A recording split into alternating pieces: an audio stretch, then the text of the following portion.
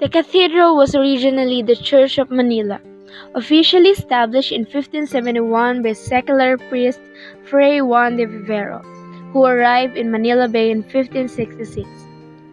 De Vivero, the chaplain on the Galilean of San Jeronimo, was sent by the Archbishop of Mexico, Alonso de Montufar, to establish Christianity as the spiritual and religious administration in newly colonized Philippines. De Vivero later became the Vicar General and the first ecclesiastical judge of the city of Manila. Spanish conquistador Miguel Lopez de Legazpi chose the location of the church and placed it under the patronage of Santa Potenciana. The first parish priest of the church was Fray Juan de Villanueva.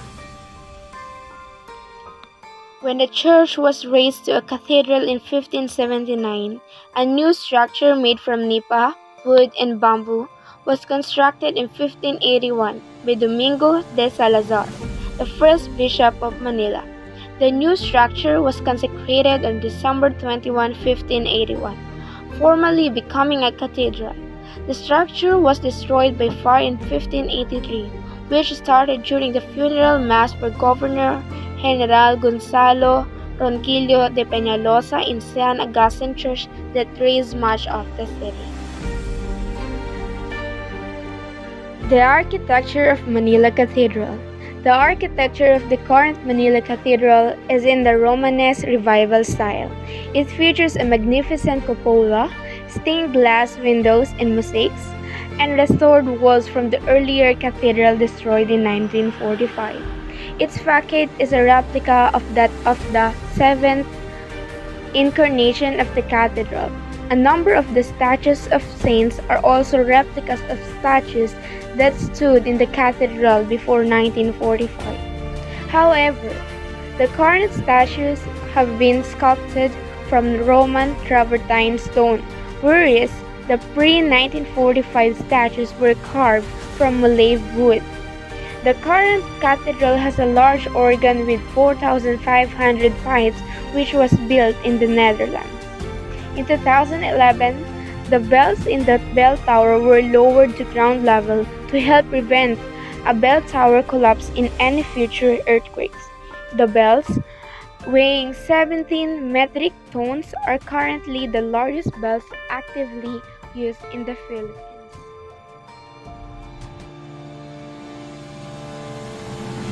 Bahay Chinoy, celebrating Chinese Filipinos and their contributions to the Philippines.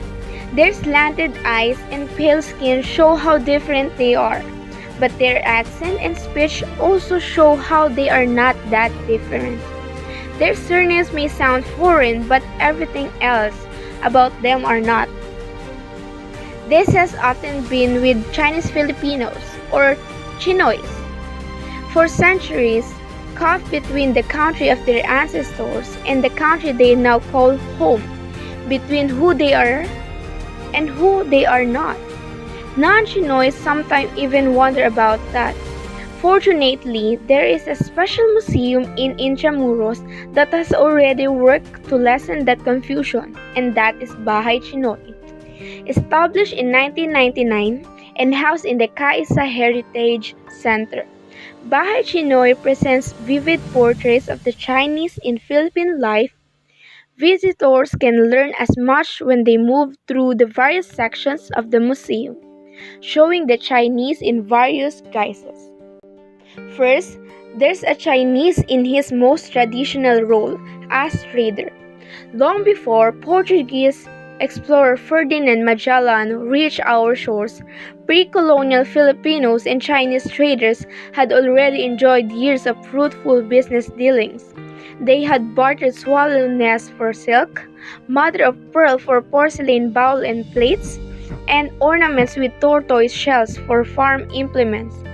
The museum displays some of these previously buried precious goods, with many of them in fine condition, ready to be admired. The next section, though, presents a radical shift. Here, the Chinese trader becomes the persecuted outsider. Spanish colonization not only brought sharp-nosed peninsulares, or pure-blooded Spaniards born in the Iberian Peninsula to the Philippines, but also a greater number of Chinese immigrants. Called Sanglis by the Spaniards, these Chinese served as the backbone of the colonial economy. But their fast-growing population alarmed the colonizers, who forced them to settle in a ghetto outside the walled city called the Parian. Worse, the Spaniards often mistreated them. This sometimes escalated into large-scale massacres. Despite this, the Chinese not only survived, but also thrived. A replica of the Puerta del Parian facade leads guests to the next section, where life-size wax figures of the Chinese in different roles are on display. Merchants, traders, vendors, barbers, carpenters, cobblers, public readers. For many of the Chinese, they also assume another role as Catholic converts. Their conversion to Roman Catholicism allowed them to move out of the Parian and resettle elsewhere. A good number of them worked as artisans and craftsmen for the Spanish friars. Upon close inspection, the different religious statues and elaborately decorated altars on exhibit do show unmistakable Chinese features.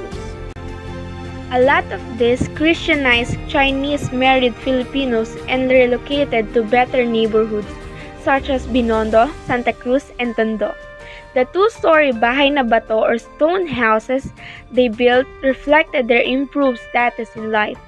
These houses often have a sari-sari store that sold a variety of products and a tool shed on the ground floor. The upper floor, on the other hand, served as the actual residence of the family. Here, the Chinese shed their image as merchants and traders and step into their roles as household heads and managers. Here, certain furniture pieces, kitchen utensils, and food processing techniques also reveal strong Chinese links. The last years of Spanish rule saw the Chinese and Chinese mestizos adopting another role as patriots. Like the Indios, they had enough of the abuse inflicted on them by the Spaniards, encouraged by European ideas. A lot of them joined the Philippine reform and revolutionary movements.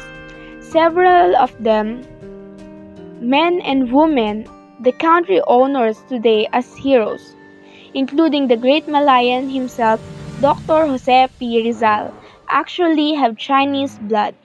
This section of the museum pays tribute to their sacrifices. World War II had forced the Chinese to take on yet another role, as guerrilla. During the Japanese occupation, Chinese Filipinos formed guerrilla units and fought alongside their Filipino comrades, and fought just as valiantly. Today, many Chinese Filipinos hold top positions in different fields, especially in business, community development, and government. Their roles as tycoons, community leaders, and politicians continue to impact Philippine daily life and help shape the future. History has witnessed how the Chinese in the country had evolved through the centuries, shifting from one role to another to respond to the needs of the times.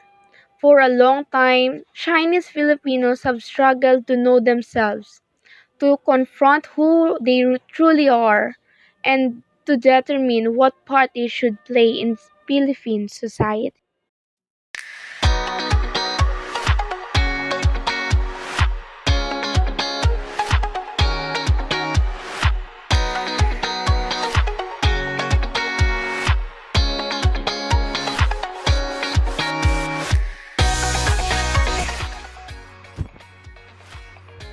San Agustin Church, or giving its full name, the Church of Immaculate Conception of San Agustin, is located inside the historic walled city of Manila. It was originally built on its present site by Augustinian monks in 1571 and is the mother church of the Augustinian order in the Philippines. After being twice destroyed by fire, the present church was built here between 1599 and 1606. Since then, it has survived 7 earthquakes. The church, together with the monastery next door, was the only building inside the Intramuros left standing in World War II after the American bombardment in February 1945. The current incarnation of the church is built in a Spanish-Mexican Baroque style with some Chinese Philippine element added in. It features trompe-l'oeil murals in the ceilings and walls and a vaulted ceiling and dome. Some of the famous Spanish conquerors are buried here, including Miguel Lopez de Legazpi, the founder of Manila, Martin Bigotti, and Juan de Salcedo. The first San Agustin Church was built of bamboo and nipa. Construction was completed in 1571, immediately after the Spanish conquest of Manila. The church was the first Catholic religious building to be built in the island of Luzon. Sadly, the church lasted only 3 years before being destroyed by fire in 1574 during the attack on Manila by the Chinese pirates. The second San Agustin Church was constructed on the same site and out of wood, only to be destroyed in 1583. During the funeral service of Spanish Governor Gonzalo Roncolio de Peñalosa, the trigger was candled accidentally setting the decorative curtains on the funeral bier alight. The third, the current San Agustin Church was constructed of stone. Construction began in 1586 and finally completed in 1607. The church was looted during the British occupation of Manila in 1762. It survived numerous earthquakes, including that of 1863, when San Agustin was the only public building left standing inside Intramuros, and that of 1880, when a huge crack appeared on the left bell tower, with the result that the bell tower had to be later permanently removed. On 18 August, the Spanish Governor General Fermin Juadanes came to the San Agustin Church to prepare the Spanish term of surrender gathering Manila at the end of Spanish-American War. Amazingly, this San Agustin Church survived the American bombardment of Manila in May 1945. Of 7 churches inside Intramuros, San Agustin Church was the only that survived without serious or total destruction.